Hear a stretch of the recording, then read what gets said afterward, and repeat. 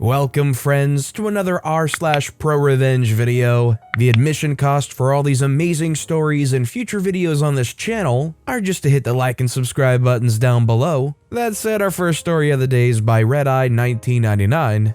Guy interrupts me whenever I spoke, so I do the same to him. I, 22-year-old female, work at a kiosk in the mall, and a 20-something male works at the kiosk right beside ours. I disliked him from the first month I started working there because it was pretty self-explanatory. He's a jerk and says a lot of misogynistic things. I usually ignore and don't partake in the conversation, but when it's a joint conversation with my coworkers, who are all men, and I'm talking, if he gets bored or doesn't want to wait till I'm done, he'll face the other guy and stop me halfway so he can talk about whatever he wants. The other guys don't pick up on it or are used to doing this as well, so I completely stopped engaging if he's around. Recently, a new girl started working, and he tried to do the same to her, and she picked up on it. The very first time itself, he tried to interject 4 times. He actively tried to stop her from talking 4 times, and she would not budge. Continue talking to me and our other coworker. At that point, I just decided screw him.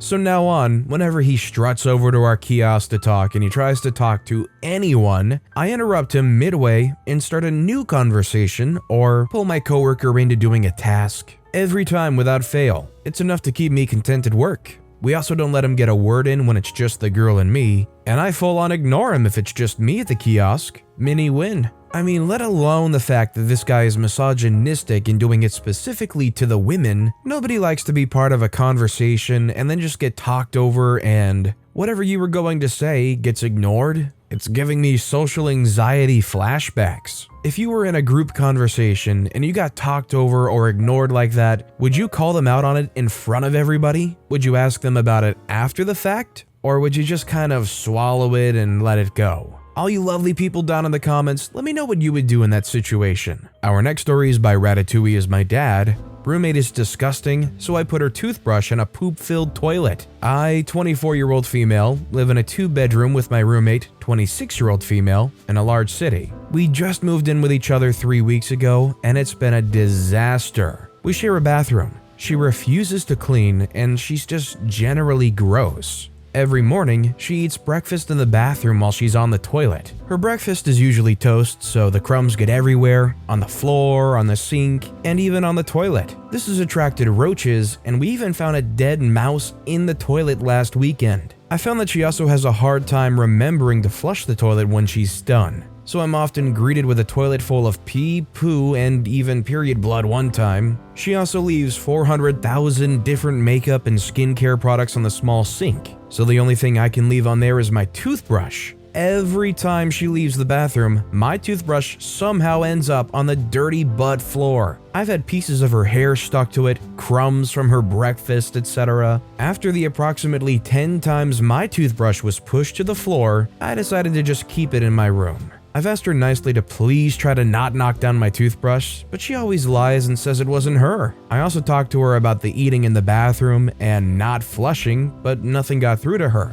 A few days ago, I forgot to bring my toothbrush back to my room after I used it that night and once again found it on the floor. She also left a lovely surprise in the toilet for me. Yes, it was full of poo. I had had enough, so I put her toothbrush in the poop-filled toilet and left for work. She gets back from work before me, so she sent me several angry texts about her toothbrush in the toilet. I told her I didn't know what she was talking about. I don't know how anybody can act so disrespectful to a shared space like that, and not just the shared space, but like the belongings of the other person in that shared space, and then act all high and mighty or surprised when tables turn and their stuff is treated with disrespect like they've been treating others. I feel like this is only fair, mainly because OP has not even really complained or tried to enforce anything. Like they willingly kept their toothbrush in their room to avoid any issues. They let them just keep those 400,000 products on the sink. OP made every concession and then this person just keeps knocking it on the floor like a cat. This next story is by Mark Miller 04. I'm a general contractor and had a guy from Craigslist screw me on a job. I got him back though. I had a demo and cleanup job I needed 5 guys for to be sure it was completed on time. I have 3 full-time workers, so I posted an ad for 2 guys to help finish the demo and cleanup. Got a response. A guy and his roommate will work for $22 an hour, etc. Told them to be on site at 8. 8:30 hits, they're nowhere to be seen. I call, he tells me his roommate woke up late, but ensures me they're on their way. From where he said they lived to my job was about 30 minutes. So 9:30, still no show.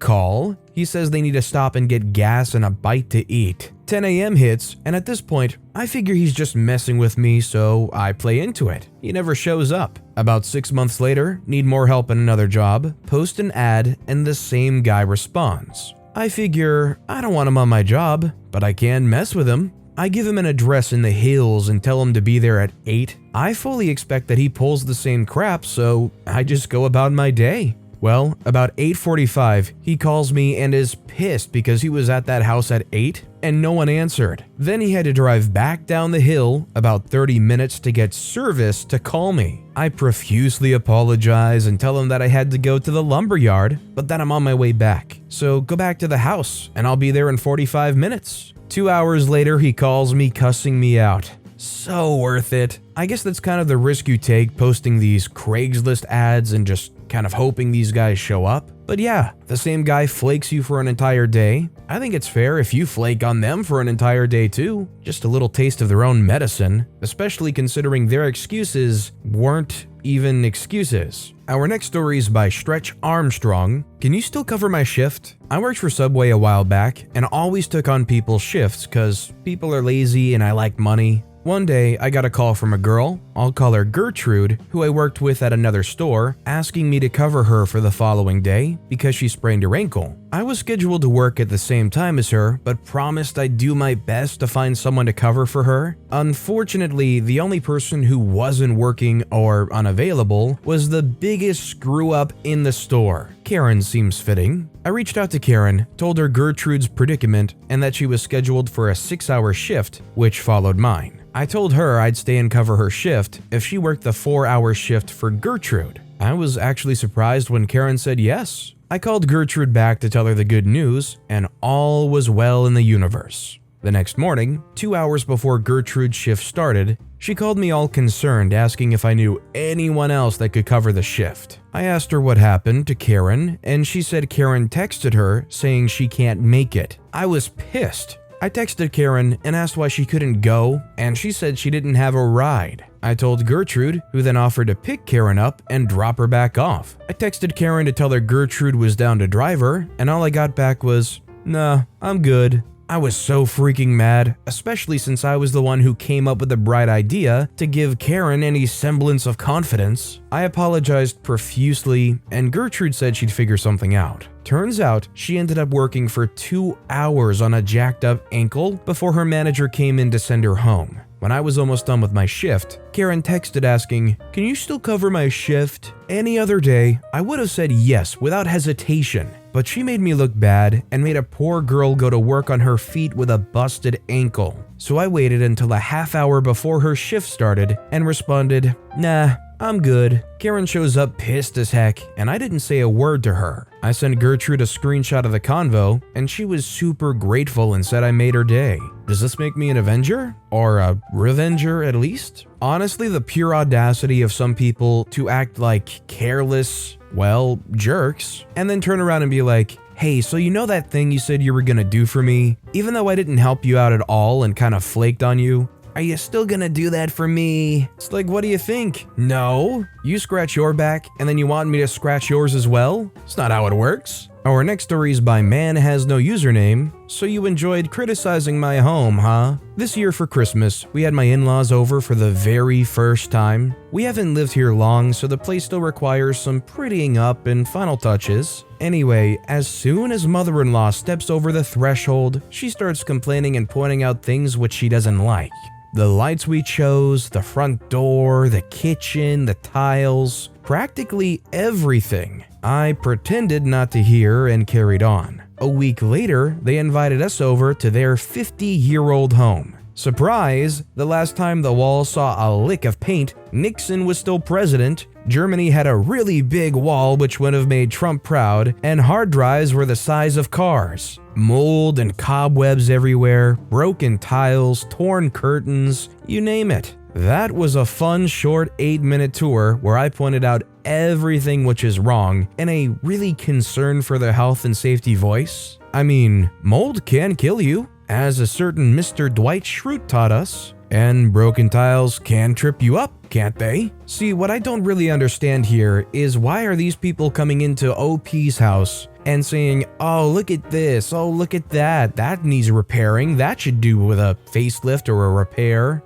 and then turn around and allow them to come into their home, which has mold and cobwebs everywhere? It's like, read the room, mother-in-law Karen. They lobbed up the perfect softball for OP to walk into their house, take one good look around, look at their lime green furniture from the 70s, and say something along the lines of, oh, you want to talk about my house, but your place looks like this? It's like you're walking into a forgotten 1960s museum. Probably got all kinds of moldy, cobwebby antiques in that place. And our final story of the day is by TC Rambo. Owners didn't want to give me what I deserved. Now they're about to lose a $3 million contract because I resigned. I'm a young project manager for an unlimited commercial general contractor. I picked up a hammer for the first time 6 years ago, no prior experience. I was raised believing if you work hard and apply yourself, you'll be successful. For 2 years, I learned everything that I could in the construction industry. Took my work home with me and studied on my own time to better myself. For that, I was promoted to foreman. I was brought in to take over a small project at a 12-building, 120-unit condo complex. It started small, and the board of directors for the HOA told me they loved my professionalism, work ethic, and ability to complete projects on time and under budget. We won a big contract because of that small project. That was 3 years ago. I've since taken over the job of foreman, superintendent, and project manager. I do the billing, meetings with engineers and board members, scheduling, takeoff, material ordering. I even train the subs on application of new products because we didn't have enough mid-management. The project just passed $2.7 million. We got a bid request for another $3 million job in the same complex. All the while, the board of directors telling me how appreciative they are and how they've gone through 5 different contractors in the years before committing to my company because of my management and quality of work. This boosted my confidence, and I went to the owners asking for the raise they promised me 1 year ago for my production. They told me, the experience you're gaining is far more valuable. I said, you're right. I put my resume on public, got contacted by a headhunter, just accepted an offer this week for $80,000 a year salary, full benefits, 28 days PTO including holidays, in the office now, no more working from the field, full in my own truck, laptop, Wi-Fi in my truck for on-the-go billing when I visit out-of-the-state projects, 100% matching 401k for the first 3 years of my employment, quarterly bonus programs. The company I'm with now only pays me $40,000. And that's it, none of the above listed benefits. The final nail in the coffin was when the owners bragged about how much my project made in a company meeting and then denied me a Christmas bonus. I laid this offer on their desk Friday and watched their jaws hit the floor. I told the HOA board president of the project I'm running about my resignation when they couldn't match me my offer. His eyes got big and requested a meeting with the owners and expressed serious concern about moving forward with the new project without my involvement. They don't have anyone to replace me, and I'm not gonna lie, it feels good to hurt their pockets when I gave them everything I had for 6 years and only asked for the median project manager salary. Screw those greedy jerks. I'm sorry, but if this HOA says, because of this one guy, you're going to get this $3 million job, you probably would want to give that guy just about as much salary as you possibly can to keep them happy as long as it's profitable. Like, yeah, that's double their salary and a lot of benefits and whatnot, but if you don't do that, you lose out on a $3 million